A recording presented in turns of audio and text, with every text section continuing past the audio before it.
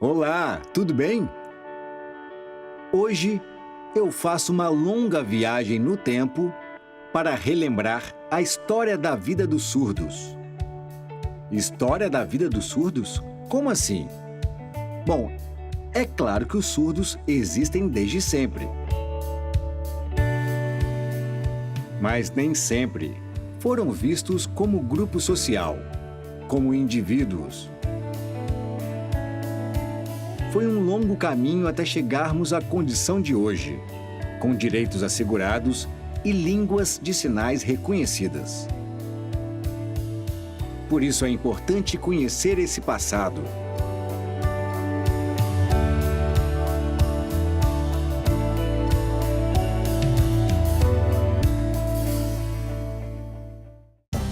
No Antigo Egito, reza a lenda que os surdos eram adorados, considerados mediadores entre os deuses e os faraós. Porém, em outras partes do mundo, a história foi cruel com eles. Por exemplo, na China, eram sacrificados. Na Grécia Antiga, por volta de 3.000 anos atrás, o tratamento também era duro. O filósofo Aristóteles acreditava que a linguagem era a condição que nos tornava humanos. E como para ele, os surdos não tinham uma linguagem, então não poderiam ser considerados humanos. Por conta dessa ideia equivocada, é que surgiram expressões como surdo-mudo, que hoje é rechaçada pela comunidade surda.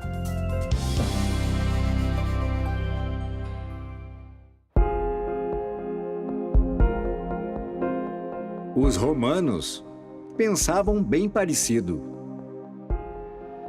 Eles confundiam os surdos com deficientes mentais. Eles privavam de direitos legais, como fazer um testamento, por exemplo. No período seguinte, a Idade Média, a Igreja Católica também perseguiu os surdos. Dizia que suas almas não podiam ser imortais, já que eles não eram capazes de pronunciar oralmente seus sacramentos. Até o século XII, os surdos eram proibidos até de se casar, sem contar os que eram assassinados pelas próprias famílias. Vejam bem, todas essas barbaridades aconteciam na Europa pelo simples fato de os surdos não terem uma linguagem oral. Isso começou a mudar na Idade Moderna, mas especificamente a partir do século XVI. E por quê? Porque as famílias nobres que tinham surdos acabaram se preocupando com o destino de suas heranças. Então passaram a criar condições para que seus descendentes se instruíssem. O monge espanhol Pedro Ponce de León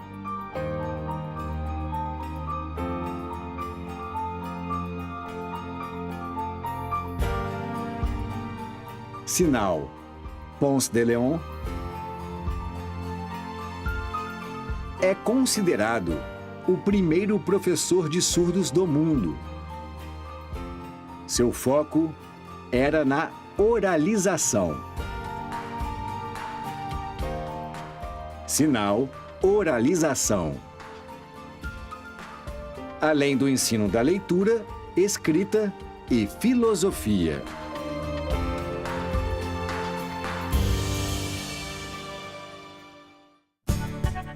Outro expoente dessa época foi o padre espanhol Juan Pablo Bonet.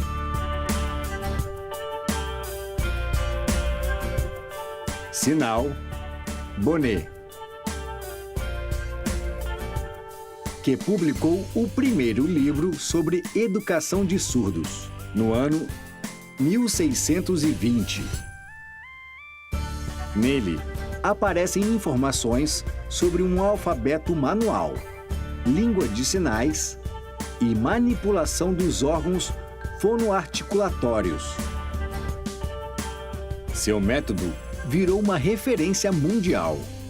O foco ainda era a oralização, mas desta vez apoiada na comunicação espaço-visual dos surdos.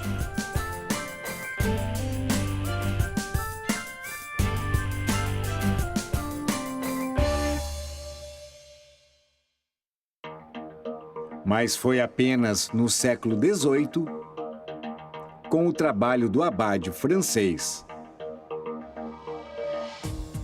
Charles Michel Delepé,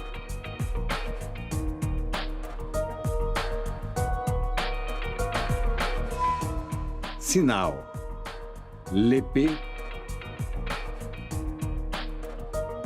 que a língua de sinais ganhou realmente força. Ele foi o primeiro educador a reconhecer que os surdos têm uma língua e que não precisam aprender um idioma oral para desenvolver uma linguagem. Além disso, ele criou o primeiro Instituto de Educação de Surdos do mundo, o atual Instituto Nacional de Jovens Surdos de Paris, sinal Instituto Nacional de Jovens Surdos de Paris. Em 1760, graças a ele, a oralização deixou de ser o foco principal.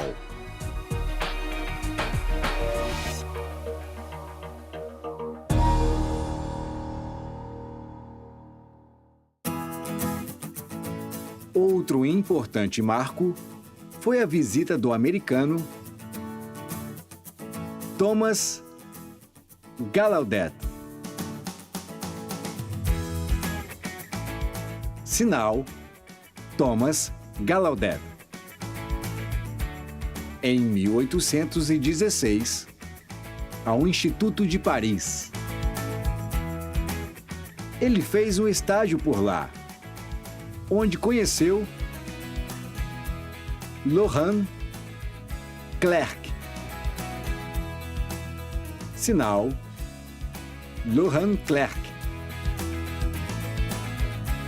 Os dois foram para os Estados Unidos e fundaram a primeira escola de surdos de lá, a Hertford School.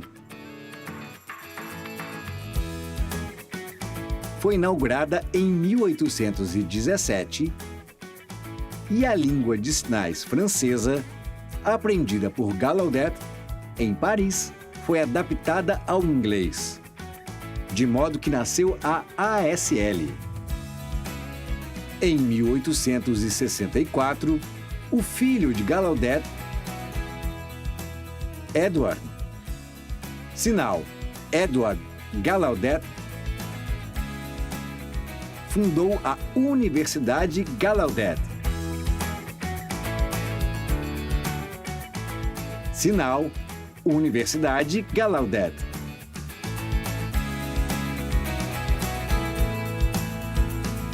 A primeira, cuja língua de instrução era uma língua de sinais.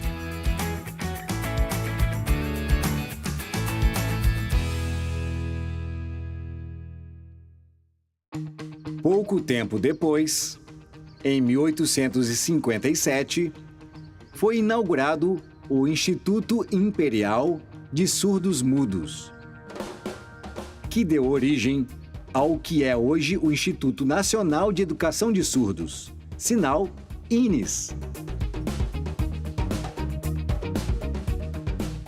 Foi fundado por Dom Pedro II, que tinha um neto surdo, e pelo padre surdo francês,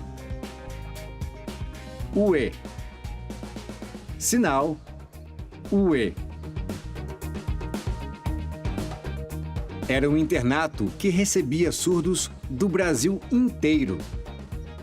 e teve forte influência da LSF, além dos sinais em uso no nosso país.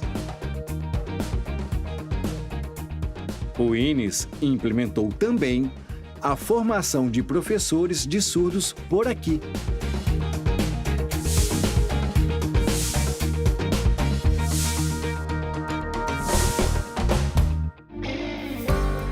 Parecia que tudo ia muito bem e que as línguas de sinais ficariam cada vez mais fortalecidas. No entanto, em 1880, aconteceu um fato que veio mudar tudo. O famoso Congresso de Milão, que reuniu especialistas em educação de surdos de todo o mundo.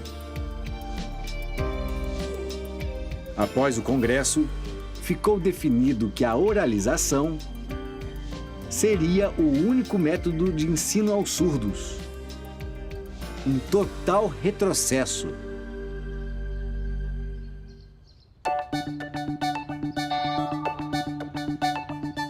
E até hoje existe uma luta para fortalecer a língua de sinais como a primeira língua dos surdos.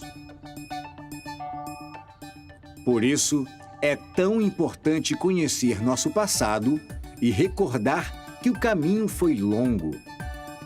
Então vamos relembrar alguns sinais apresentados.